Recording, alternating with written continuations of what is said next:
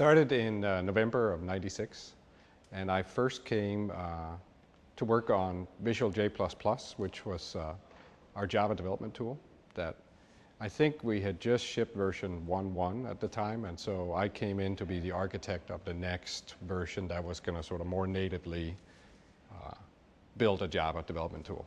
Well, we worked on it for a couple of years, and you know, we built what I think was actually a great development tool, and we added a bunch of extensions that were specific to Windows because we wanted it to not just be a great Java development tool, but also a great tool for writing Windows apps. And we shipped that, I think, in the summer of '98, and then we had this big lawsuit that immediately followed, and within a couple of months, I think 3, the product was enjoined by a judge, and we had to put in big warning dialogues, and you know, it was pretty clear that there were some deeper issues there that were beyond our control as just building the development tool, and we kind of got caught in the middle of a fight between the giants there, I think. I mean, it was demoralizing at first, you know, because it really was all about politics and not about technical at all, which is, you know, what the team was good at.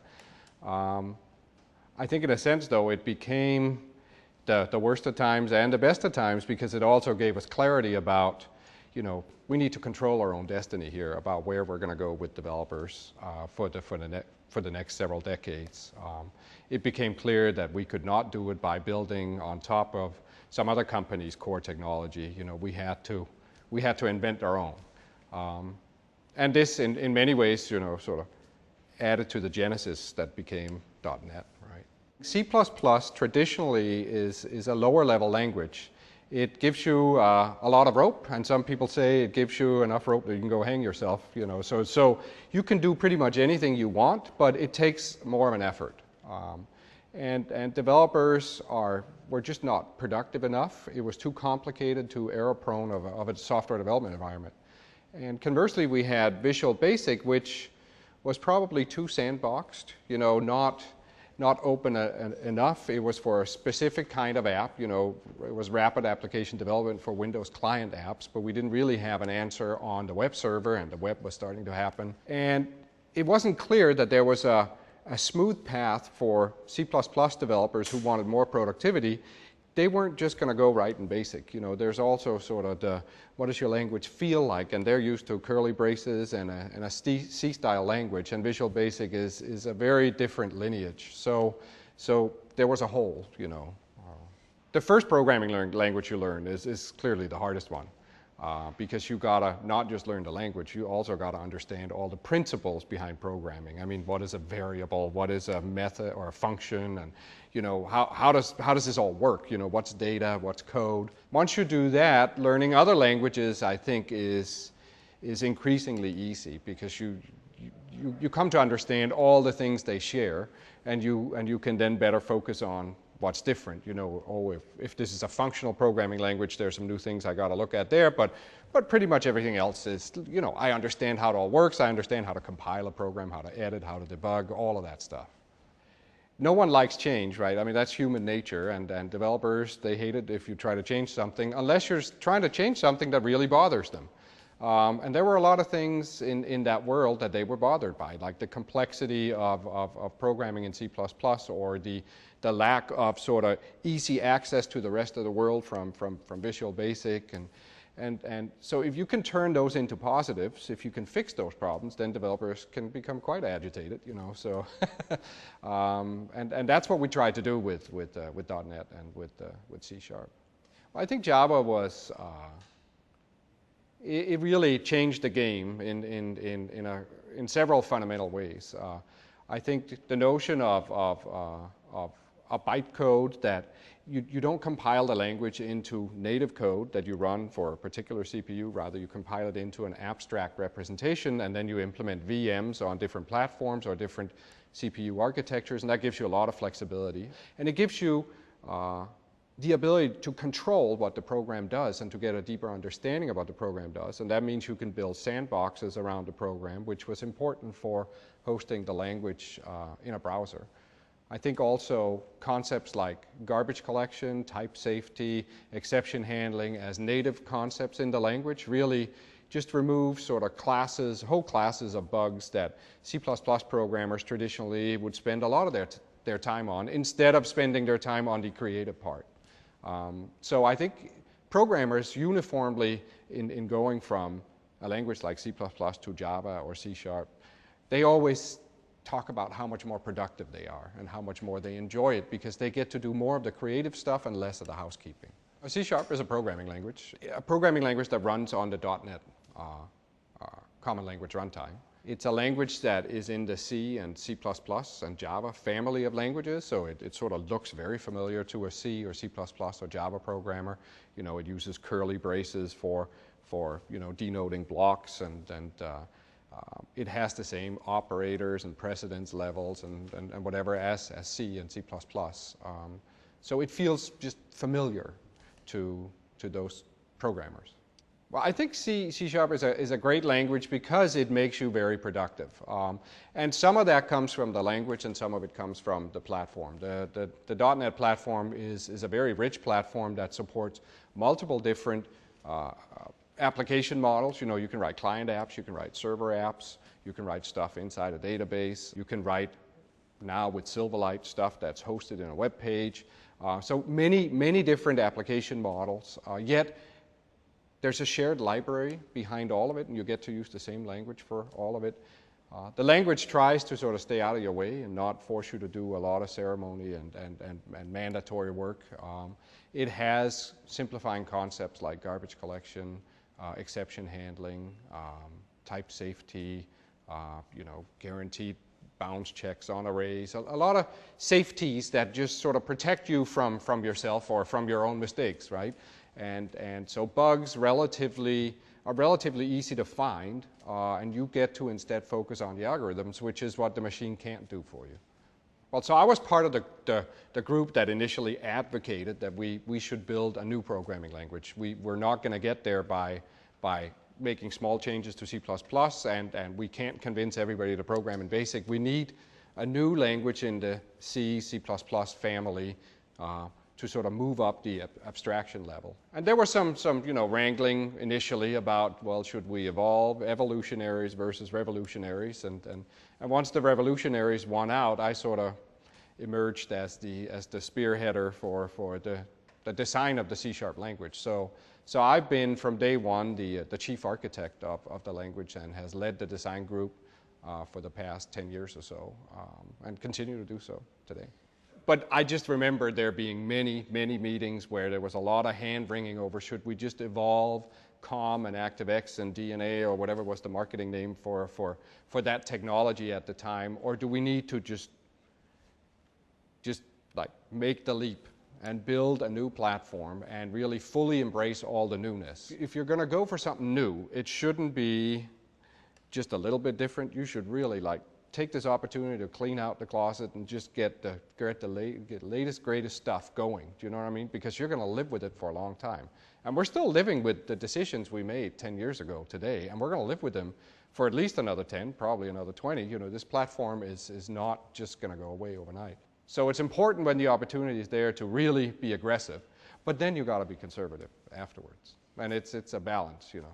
Creating a new programming language it's an interesting mix of art and science, because at one level a programming language is incredibly logical and built on a mathematical foundation and runs on a machine where everything is ones or zeros. There are no unknowns in between. You know, it's very, very deterministic and yet the feel of a programming language is a very, very subjective thing. You know, programmers will go, oh, I just like this language because I feel productive in it. Well, that has nothing to do with the mathematics of it or the logic. That's the art part. And you got to do both.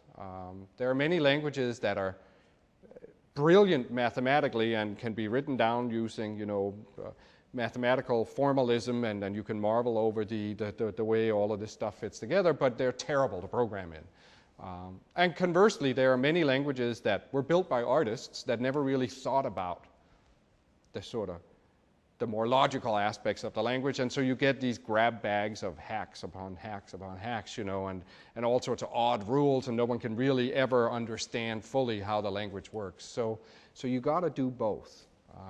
And I think that's what, and we were very conscious of that going into C#, you know. So we definitely made a lot of decisions that were just sort of based on our intuition, but we also made sure to write down a very, very clear and technical specification for the language, which you can buy as a book now, you know, and that literally specifies in excruciating detail how everything works. So, I mean, I'm definitely an engineer. I would not call myself an artist, you know, but maybe I'm an artist when it comes to programming languages, but I'm pretty bad at other kinds of art. The particular process we settled on for C#, and it's actually still ongoing, is we first assembled a design group, a group of people, about 6 or 7, and then we set up a series of meetings. It would be every Monday, Wednesday, or Friday afternoon. In the beginning, we would meet for 3 hours each afternoon. Now, these days, it's down to 2, but we still have that series of meeting going after 10 years. And it was sort of a very collaborative process. I was the benevolent dictator, but I rarely had to exercise my powers. And I think, well, you know, I mean, you know, you got to design a programming language. Well, they've been designed before. You know sort of the components. That it has to have a type system. It has to have overload resolution rules. It has to have statements. It has to have a literal syntax, a lexer, a parser, da da da da. You know, so you kind of know what you got to build. So you can build a to-do list on a whiteboard and then start knocking them off one by one. We built the compiler and the language specification in parallel, so, and both would influence each other. You know, we'd be writing the specification and in sort of in the process of thinking about a problem abstractly, you discover new corners that you might not find if you're just coding a particular compiler. You know, but likewise, the compiler would sometimes, you know, unearth issues that we hadn't thought about. So there was sort of this feedback loop going, and in the design group, we had representatives from the compiler implementation team. I would say this process, it differs from others in that our design has been ongoing for 10 years. It's continuous design, if you will. It's not like we would design for a while and then stop and then go implement and then come back a year later, design for a little bit. Rather, it was fluent. You know, we were always designing. We didn't necessarily know when we were going to implement this, or well, you know, it was too late for this version, so it was for the next one. But when you have a continuous process like that, you can capture good ideas when they happen, as opposed to those good ideas that so happen to be there when you were designing. And good ideas never arrive on schedule, right? They never. I mean, they arrive one day in the shower. I was, you know, thinking of this, and poof, and then the great thing is you can go in, you have an ongoing process, so if you're not meeting today, you're meeting tomorrow. You can walk into a room with people that you've met with and have built an incredible rapport with. So you don't have to first spend 45 minutes setting the stage on this thing and explaining to everybody what are all the surrounding concepts before you get to the problem in the last 5 minutes of the meeting, and then the meeting's over. Do you know what I mean? You walk in, and within 2 minutes you're having a deep technical discussion about something because everybody has the same context. So that's proven to be very valuable, which is why we've held on to this process too. We also have taken copious notes. We literally have meeting notes going back 10 years, and just in the last 6 months, we finally decided to implement a feature that we designed about 9 years ago, and we could dig out the old notes and go, oh, look at this. Yeah, we actually already thought of that back then. And so language, I mean, it just proves that language design moves slowly. You know, it's not like a hit business, you know, in that sense. Recently, in the work we did on C# 3.0, we implemented a feature called language integrated query, and that was entirely new ground. No one has really done the kind of stuff that we did in the language. No one's really done that before, at least not to the extent that we did it. And so we were literally groping around in the dark, and there were many cases where we would just keep going over and over and over, and then all of a sudden it would just boom. You know, you'd get this simplifying idea, or you'd realize that you were just barking up the wrong tree, and really that simple thing you had thought about originally, that was really all you could meaningfully do. I mean, it's the best thing when you're sitting in a design meeting and you can just feel how this is just so right, you know, and everybody knows that well, we all know it's just on the whiteboard right now. It doesn't exist anywhere other than in our heads, but we all know that this is going to change programmers' lives. It may take 2-3 years before they hold it in their hands, but you know that it happened right here, you know. And you just sort of know that when you put it in the box, everybody's going to love it. You know, you can't do this if you're not excited about it. I've always believed that you got to be passionate about what you do, because that's the only way you can be great about it. You can't be great at something if you're not passionate about it, if you don't really care about it, you know. It's interesting because most of the apps you don't actually see because they're not desktop apps. .NET has seen tremendous success in the enterprise space, and we have, I mean, literally, you pick any Fortune 1000 company, and they will use some of our stuff somewhere. Lots and lots of websites, you know, are run on our infrastructure, and you can sort of see if you look. Just whenever you see the file extension ASPX, you know, that means it's written with ASP.NET, and so that typically means either C# or VB, and so it's everywhere. I mean, you go anywhere, you know, and you run into it. There are also some cool client apps, like one that I find fun, you know, and then just because my kids are playing with this, is this app called Worldwide Telescope from Microsoft Research, which is this whole new interactive experience on top of an image library provided by NASA and the Hubble Space Telescope that allows you to just fluidly fly around in the universe and zoom in on planets and stars, you know, to like amazing detail. You zoom in on Earth from outer space, and you can go all the way down to your house in a fluid motion. You know, that's written in C#, and that's kind of fun to know, you know. So we've always competed with Java in this space. I think there are other dynamic programming languages out there, you know, that I might mention, Python, Ruby on Rails, or whatever. You know, there's a whole plethora of other languages, you know, but our biggest is definitely Java. Java is now mostly built in the open source universe, and so they have a completely different business model from ours. They run on more platforms than we do. It's a different developer experience, well, actually the developer experience is not, but the ecosystem is very different, you know.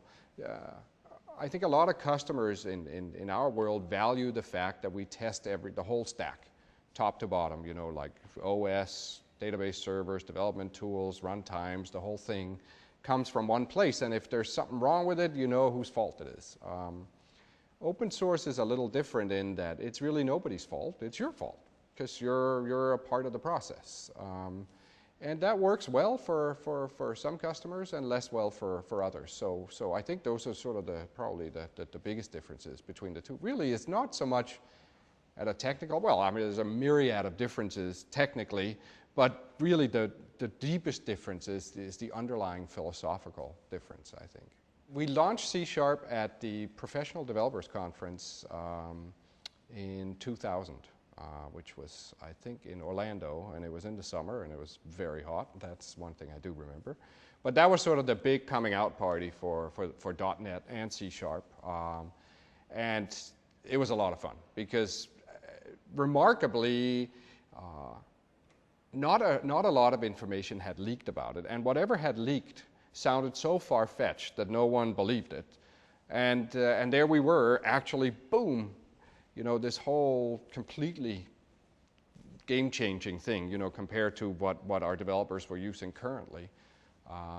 And there was, of course, a lot of skepticism and a lot of excitement, and so it was just a lot of fun being there and popping that one on a big audience and gauging their reaction. What was the reaction? Oh, it was, like I said, excitement, disbelief.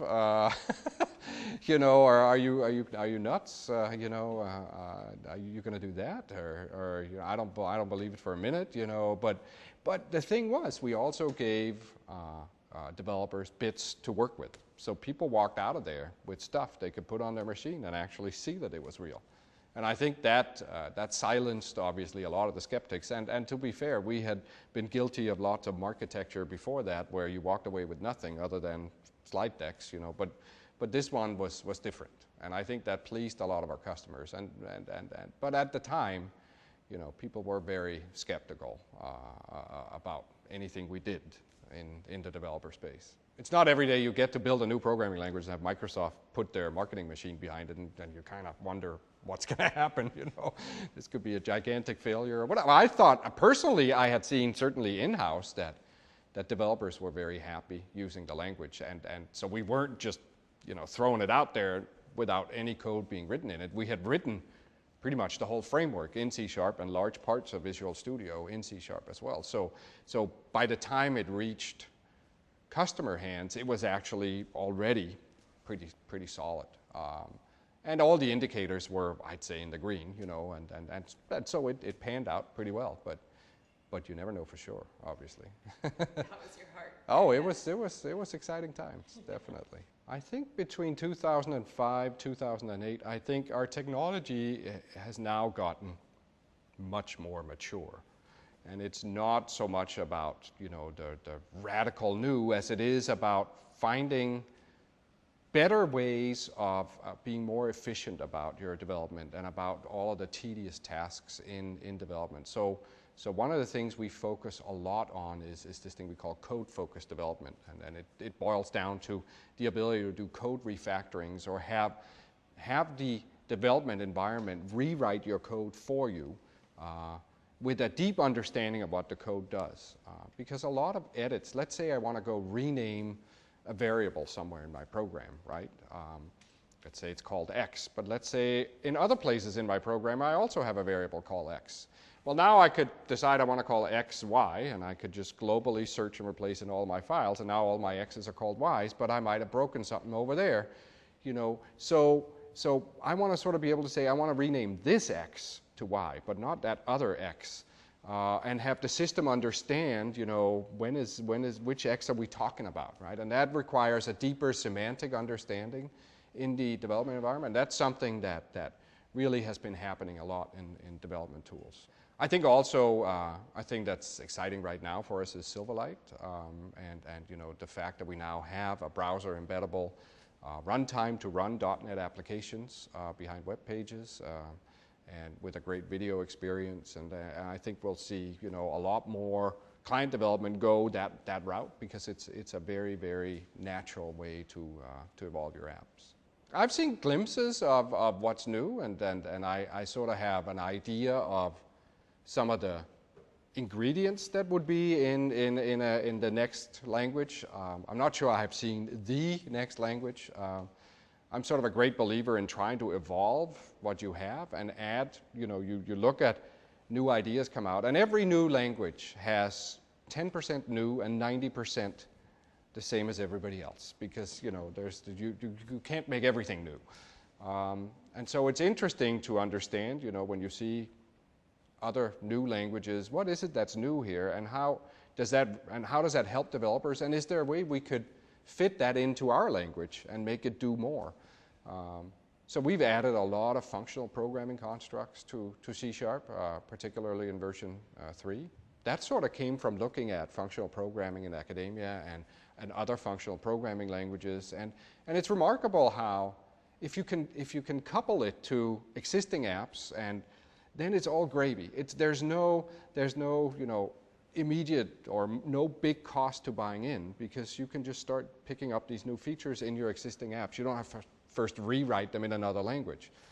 And this process of rewriting is increasingly becoming costly. Like users demand more and more, systems are more and more complex, frameworks do more and more. So every rewrite takes longer, costs more, more resources. So there are fewer of them, and really the takeaway is that it's all about reuse. And if you can reuse and extend existing systems with new capabilities, then you really stand a much better chance of winning. So that's what we're trying to do. Well, the first thing we launched was basically a beta or a preview of the product. So in 2000, this was not final bits, and we saw a lot of early adopters at that point, people experimenting with it, trying to write stuff. We didn't actually ship until 2002. I do remember that there was enough adoption that we actually had almost a flood of customer requests asking could they please deploy these things even though we haven't shipped the product yet because it was working so well for them. And we did have some early go-live licenses that allowed them to actually go live with their websites before we had even shipped the final version of the product. So the final version came out in 2002, and it's been a pretty solid ramp up ever since, and we still see C# adoption increasing. In fact, I just recently saw some numbers from O'Reilly, which is a book publisher, and C# is now the #1 computer language in programming book sales, which was wonderful to see, you know, and book sales are one of these, you know, early indicators of adoption, or still ongoing adoption, because people are still buying books to learn, you know, how to program in this language. So, but we definitely have way over 1 million developers now day to day using C#. So, Wow. so it's been pretty big, yeah. So, have you overtaken Java then? Well, it depends on how you measure. I think by if you measure new projects, I see numbers that say we have, I see numbers that say we haven't. So I'm not exactly sure. I would say we're about even with Java is my sense of it, yeah. And that's pretty good. Oh, if you told me 7 years ago that we'd be even with Java today, I thought there's no way that's going to happen. So I'm very happy with that, yeah. But of course, that doesn't mean we're done. But it's a nice milestone. I'm sort of a believer in at least having, it'd be nice if your programming language could be a one-stop shop for whatever app you're going to build today. Is it a client app or a web app or a browser app or whatever, and what are you going to talk to? Are you going to talk to native APIs or managed APIs, and are you going to talk to other programming languages? Do you need functional programming constructs? Do you need to talk to dynamic languages?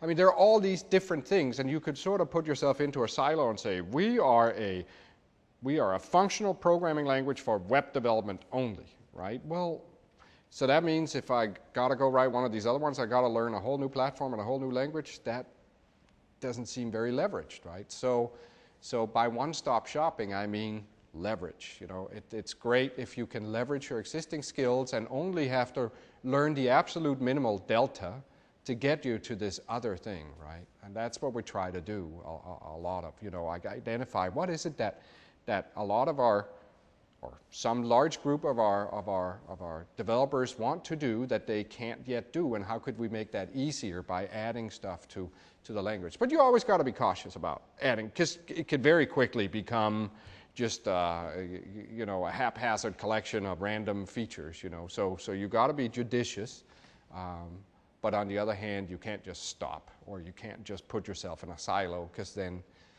you're just not applicable enough. We all keep up to date with what's going on in the industry, be it on our platform or on other platforms. There are lots of programming languages conferences, or conferences that have a high content of programming languages.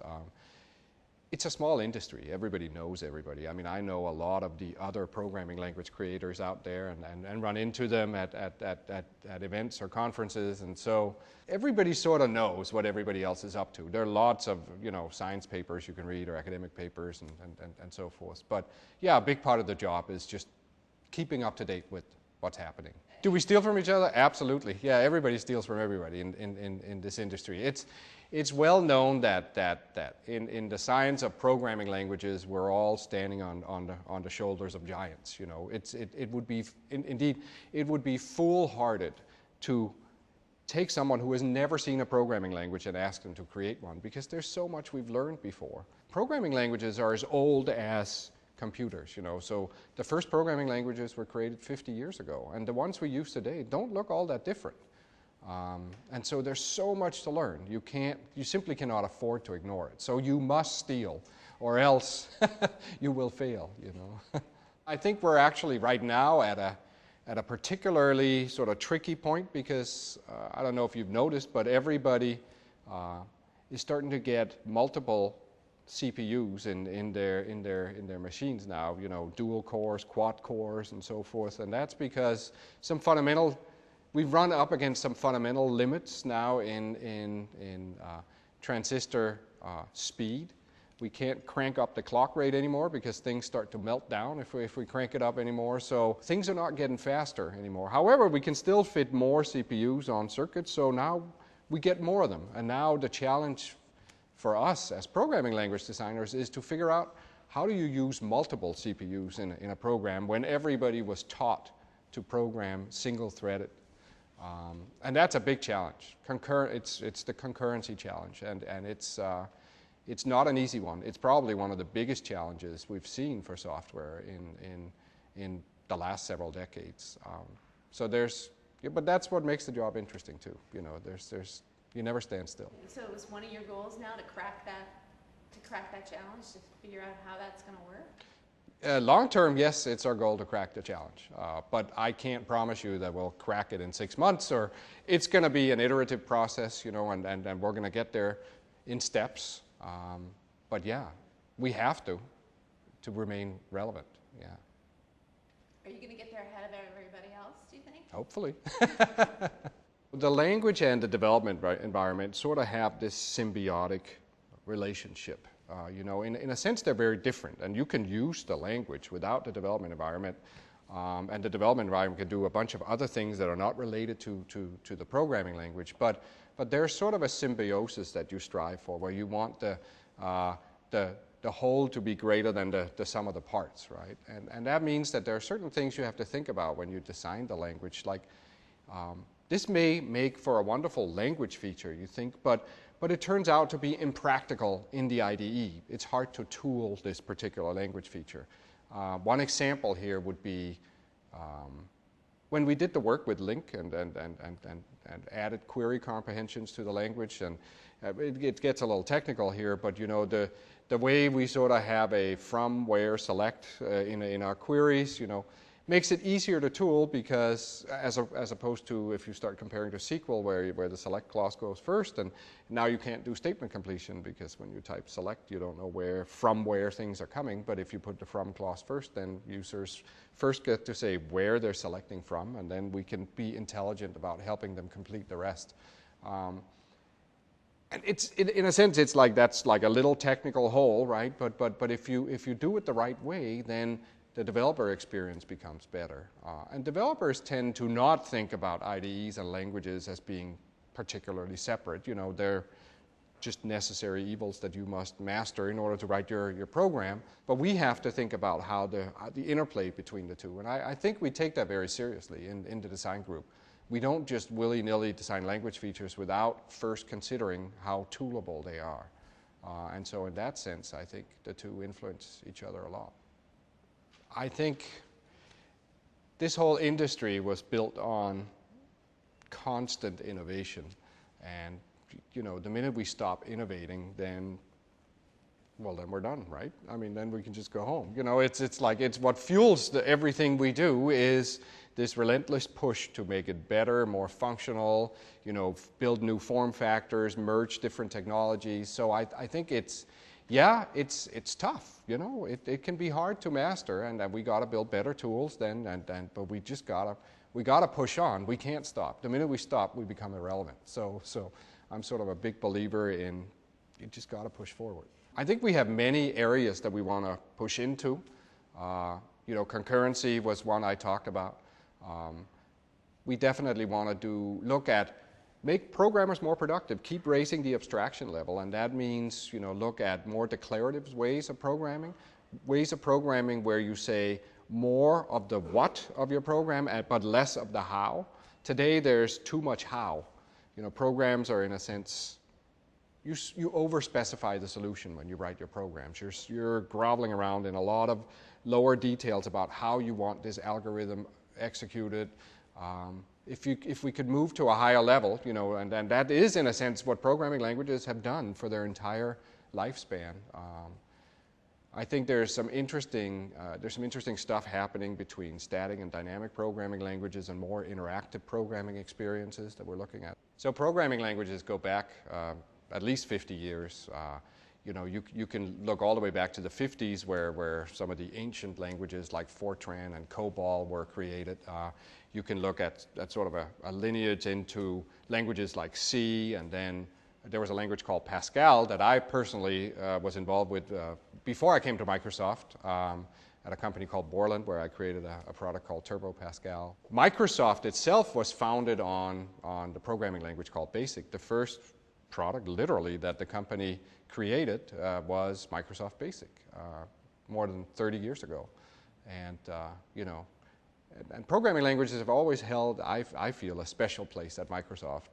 Perhaps because it was our first product, but also because it's like so integral to the whole, sort of process of creating software. It all starts in a programming language, the creative process, I think, or at least the implementation process. So, and then that continues to be true for most applications today. So programming languages they're very special. At least they're special to me, yeah. My first encounter with programming was at my high school. I was born and grew up in Denmark, and our high school was one of the first high schools to offer access to a computer to the students. So this is back in the mid-'70s or late '70s. They had an HP 2100, I think it was called. It had like 32K of ferrite core memory. You could open it up and literally see the hand-woven little ferrite cores that made up the memory. And to get it to run, you had to like type in a bootloader on some octal panel in front, and then that would load a paper tape bootloader that would then load the operating system off of some gigantic hard drive with 1 megabyte of storage on it. So it was a lot of fun. It was a very tactile kind of computing, if you will. I went from there to build my own kit computer, which was a Z80-based computer where you had to like solder it all together yourself, and of course it didn't work, and then you have to figure out why it didn't work, and so that taught you a lot about the hardware, and then once you did get it to work, then it couldn't do anything at all, and so now you had to figure out how to make it to do things, so it was very, very elementary, and I was lucky enough to be there that early, so that you really sort of have a very deep understanding of all the different layers that make up a computer system today, and there are many, but it was fun. Yeah. How did you get that machine that couldn't do anything to do something? A lot of hard work, I think you just sort of, there weren't really any books that explained you. There was the CPU manufacturer's manual, and so you had to, first of all, you had to understand hex, so you had to figure out binary numbers and hex numbers, and then you sort of understood how CPU instructions worked, and then you could try to type in some numbers and say, now run there, and then bloop, it would do stuff, and look, hey, it did what I told it to do, which might have been blink this light or whatever, but gradually then you got it to do more and more, right? And really that is like the primitive bits that everything comes from in programming. It's just, you're just doing more and more advanced things, but it all breaks down to just really, really simple things done very fast. I'm a control freak, and programming is all about exercising absolute control over this little world that does precisely what you want it to do, and of course sometimes it doesn't, but then it is your fault. It is not the world, the world is just always does what you tell it to do. Do you know what I mean? And it's up to you to tell it to do the right things, right? So in that sense, it's a very controllable device, and then that. But it's amazing what it can do. It's like more complicated than any chess game you could imagine, right? But just sort of taming and mastering that beast, is fun. Originally was sort of a very lone endeavor, and it to many people still is, Yeah, I just had this little kit computer, and I started, building more and more software. I ended up building a Pascal compiler by myself. Eventually, I had to learn to be a team player. A team of one doesn't scale all that well, and as we talked about earlier, like requirements are forever going up. So there's very little you can do as a single individual today. You just have to understand how to work with a team. And today, I'd say I'm a pretty good team player, yeah. Was it hard for you to become a team player? Yes, it was. It's like I said, when you're a control freak, it's hard to be a team player. Or it's hard to be a good team player.